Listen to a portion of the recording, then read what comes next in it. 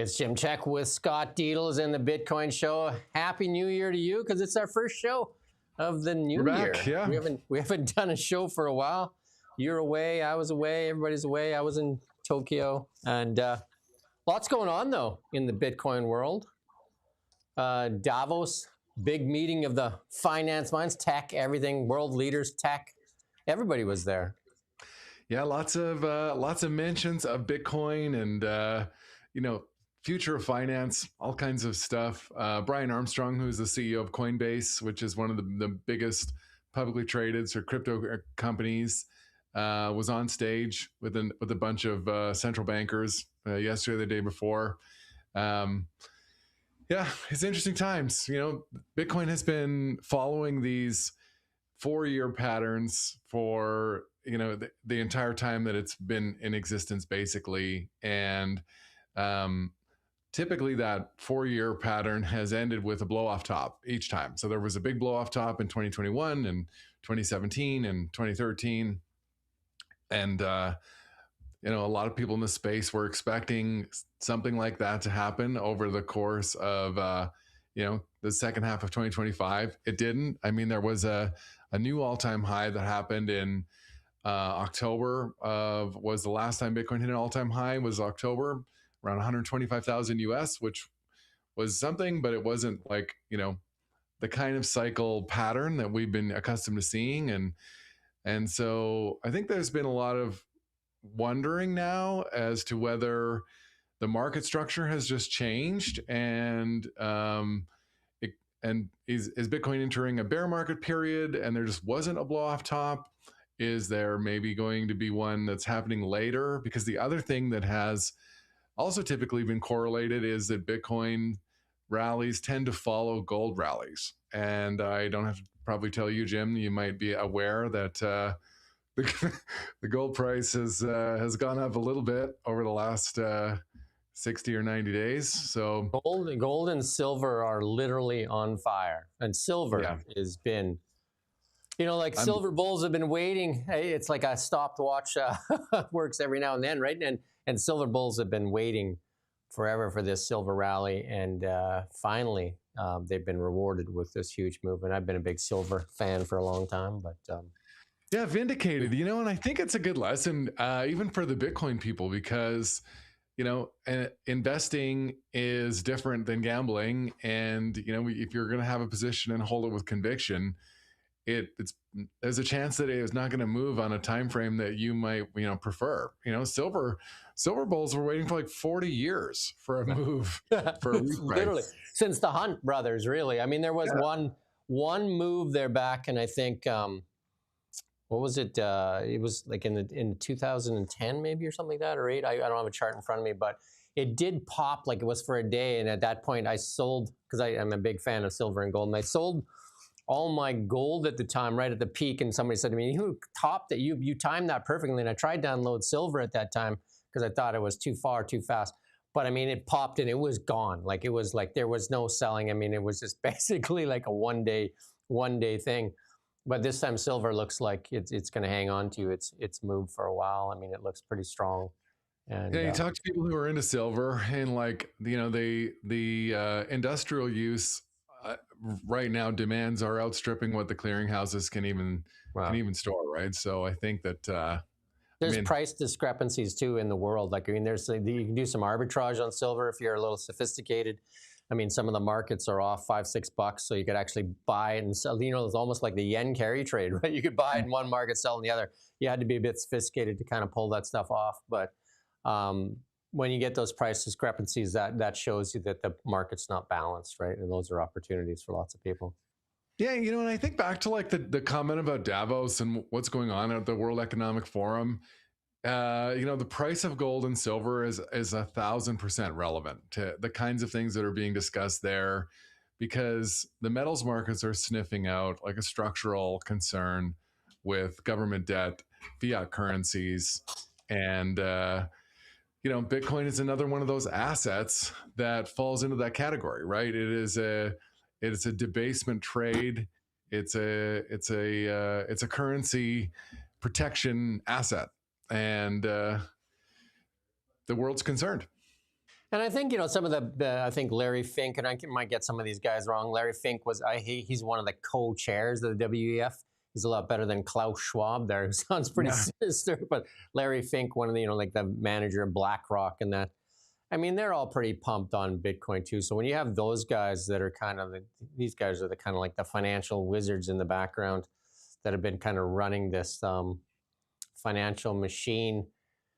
And then the tech, Elon Musk was there, Jensen Huang was there, and all these guys are pretty strong on what technology is and how Bitcoin plays a role in that. So if you're buying into the future of like technology, AI, robotics, all that kind of stuff, it is going to require faster forms of payment in that. And I think there's been a big pushback on CBDCs too, central bank digital currencies. Mm-hmm. I don't, the digital ID they tried to do it in the UK has got pushed back. And I think you're going to see that everywhere. So Bitcoin is something that is a worldwide digital currency. Like you think about it, that isn't subjected to a certain government's control. And we've seen what governments have done with money through time. I mean, they can't do it with gold. You know what I mean? They can't. And I guess they can kind of manipulate gold a little bit, but not as much as they used to be able to manipulate gold. But yeah, and I think, like when it comes to digital money, the one thing that's really important about Bitcoin is that it's uncensorable. And what that means is you can't freeze wallets in the Bitcoin world. And, even in the world of, there's the other thing that's really topical right now and definitely going on with World Economic Forum and the Trump administration is stuff around what are called stable coins. And for the most part, the stable coin market are crypto coins that are pegged to the value of a US dollar. And anyone who's issuing a US dollar stablecoin that runs on a Ethereum network or one of the other crypto networks, those wallets can be frozen, and they do get frozen all the time. So if you're going to be able to complain about the government, one thing that you need to be able to make sure is that you're going to have your money after you do that. And this is a really important use case for Bitcoin. Yeah, I mean, how much of the Davos thing were you watching? Honestly, not too much other than, there was a few of the main sort of news stories that I was interested in, probably like everybody else. But, Larry Fink, you mentioned Larry Fink from BlackRock, and he hit on the head. He said that he felt that the average person had lost trust in the global elite. I just think the term global elite is such a ridiculous term that, to even acknowledge a group of people as having that kind of title is so absurd. Yeah. And I don't want to give it any of my personal attention more than it's needed. Well, I mean, Klaus Schwab opened it and he said, "We are all here in this room here, the global elite, to set the tone for the world." I'm just like, no, nobody wants to hear that. Dr. Evil stuff, Yeah. No, Klaus, have a seat. Nobody's interested in you running the world, especially with that sinister voice. Totally. Yeah. Go ahead. No, go ahead.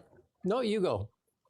We're back to this thing about price and, what's going on with the market. And one of the things that I think has really changed, and I've mentioned this before, but Strategy, which is the largest corporate buyer of Bitcoin, is a publicly traded company in the US, S&P 500 company. And they issued a convert on preferred shares last year that enables them to basically collect money that they use to buy Bitcoin, and they issue claims on preferred shares in exchange for that.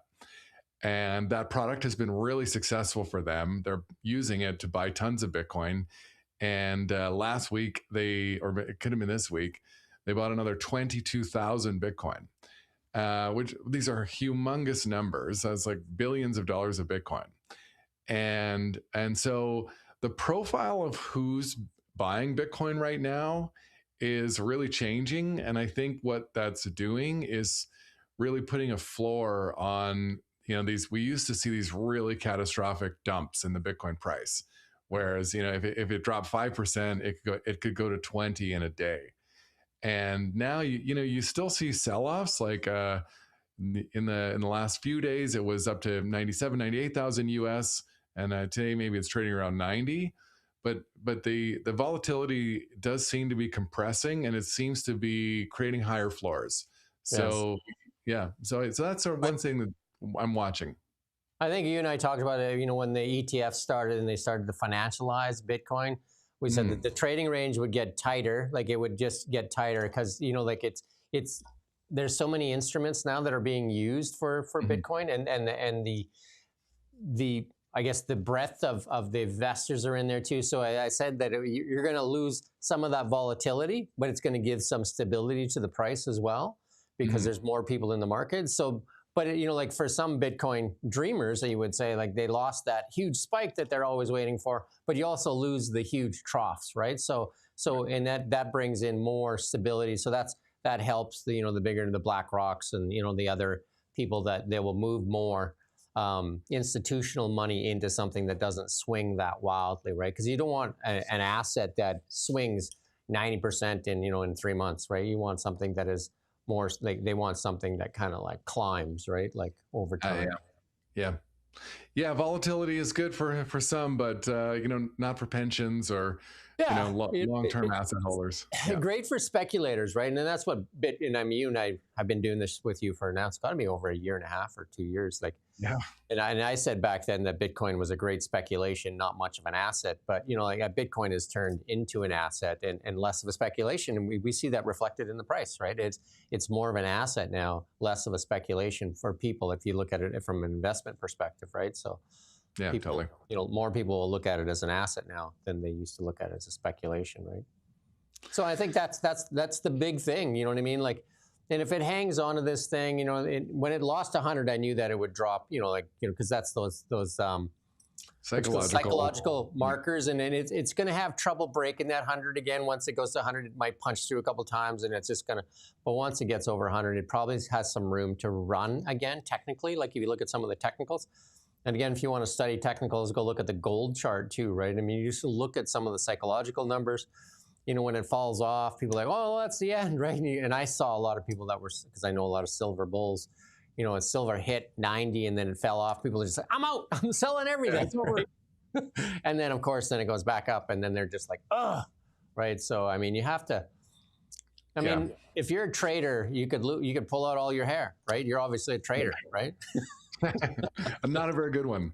I mean, the other thing about Bitcoin, which metals people, I mean, it's worth mentioning, is Bitcoin's entire market cap. Gold added Bitcoin's entire market cap in a week in September. Yeah. So as the metals market is growing, there is lots of reason to believe that some of that could roll over into Bitcoin. Some of these hard asset traders trade on momentum and probably shift or take profit out of one and into another. So if gold can add 1.5 trillion in a week, I don't know why Bitcoin couldn't add half of that, and that gets you to like a much higher Bitcoin number. Bitcoin is so small still compared to these huge asset classes. And I would say like the geopoliticals have really driven gold in the last little while. You got the instability in Venezuela. Mm-hmm. You got what's going on in Iran. People are going to be moving money. They're going to be moving it with, like gold that they can because, like the currency in Iran is plummeted as well. Do you know what I mean? And China's been buying gold forever. Russia's buying gold. I mean, those are the assets. Like when a currency gets hit, gold still in central banks is still the one that protects against from a currency devaluation in a hurry. And I know Bitcoin's a part of it, but the volatility scares some people sometimes. Not that gold's not volatile right now too, right? But it seems to be going the right way for a lot of people. So yeah, but it has a lot of history too, right? But I mean, I'm a believer in all these assets, and I think diversification is the key thing. And like some people, if you lived in Venezuela, I mean, you're talking 25 years ago, and you had all your current everything in Venezuelan currency, you were basically wiped out, right? And the same thing is going on in Iran right now. We've seen this play out in many countries in the world, right? So I mean, honestly, it's going on in Canada. It's just happening slow enough that people aren't angry about it. Slow motion train wreck,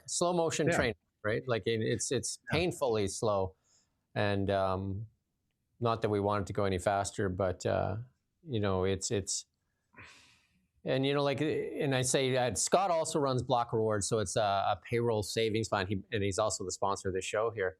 And that's the thing, like, buying these things, and when we talk about dollar cost averaging, instead of like trying to buy at a peak or time things, because you could pull your hair out if you're always trying to time things, is to buy dollar cost average in. Payroll savings plans are the best way to do it. Get your employees involved as well. Whether that's $250 a month, 500,000, 2,000, whatever it is, and then you're not too worried about what the prices are, as long as you believe in the long-term value of that asset. I think that's the game plan, right? Yeah, there was a news story from this week. This is near and dear to my heart. A U.S.-based fast food chain called Steak and Shake has really embraced Bitcoin in a number of different ways. They announced a $10 million purchase for their corporate treasury. So they're starting to hold Bitcoin as a corporate asset. They accept Bitcoin as payment. But most importantly, they announced this week that they are going to be paying their employees 21 cents per hour in Bitcoin starting March 1st. So every employee, in addition to their regular wage, will earn an additional 21 cents an hour in Bitcoin. And I just think this is so cool. And I think that this is a signal. These are early companies that are, doing something different today, but this is something that is going to get really normal over the next 5 years. And part of the reason, it's like with what the gold price has done, gold investors now have outperformed the S&P 500 over the last 25 years. And I think that we're entering into a phase where hard assets are going to be cool again. And, there's a big difference between owning a hard asset with tangible properties, and Bitcoin is included in that group, or gambling on sectors and technology and leadership groups and, sector portfolios. So I think that, the currency problem as it accelerates is going to attract investors to, simpler strategies, owning really good quality stuff. Yeah, I mean, we're going to see if we can put this chart up. Did you see that? We're going to see if we can put this gold chart up here. This is in Canadian dollars. To me, I mean, I've been a technical trader for a long time, and to me that looks like too much, too fast, too far. But that's it's a beautiful looking chart, but it's also a scary looking chart, right? So it also says that there's some stuff going on in the world too, right? It says a lot of things. Gold is the canary in the coal mine for sure. And yeah. I mean, you've heard this has happened before, right? Where that's Canadian dollars, by the way, so no one get confused. It's 68.16 Canadian. And I'm going to go back to that dollar cost averaging. I've been buying gold since the first Iraq war, Desert Storm, when nobody wanted it. I think it was like $200 an ounce. Not bad. Yeah. So you just buy it slowly over time, right? You buy it slowly when nobody else wants it. You got to buy it when nobody wants it, right? Yeah. And and I was buying silver at $6 and stuff like that. And be patient. $7. Yeah, just be patient, just accumulate. This is like right now, like like if you're looking at Bitcoin, buy $200, buy $400, do a payroll savings plan. Get a hold of Scott and just set up a payroll savings. That's the easiest thing. Comes off your check. You don't even notice it, right? Just like tax. Just like tax comes off. It just comes off your check, right? That's right. Yeah, go ahead. You were going to say something though. I've lost it now. They lost it. Yeah, but if you look at these charts, hard assets and assets and diversification is in this world. I mean, we heard lots at the Davos there about, Mark Carney even saying this new world order. I mean, people are, spouting things about new world order and this and that, another thing. What it does though is, there's a lot of, I would say fear in the markets. That's what that gold chart shows you too, right? That there's fear in the market. So that means diversify. Don't have everything in one thing. Don't have everything in Canadian dollars, US dollars. I wouldn't have anything in Canadian dollars. The thing is, right, is you want things that are difficult to produce or you can't print, right? Yeah.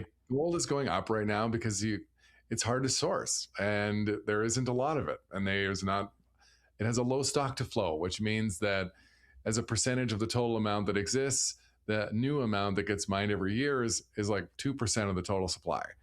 And that's important, right? Like, you need assets that have desirable principles.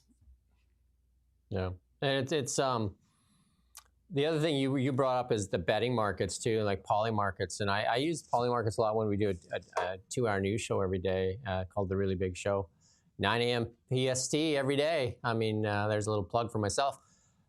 We talk about the poly markets because it really is almost like a pollster. Like it polls basically the world, right? On a certain thing. It's a poll, right? There'll be Bitcoin polls in there.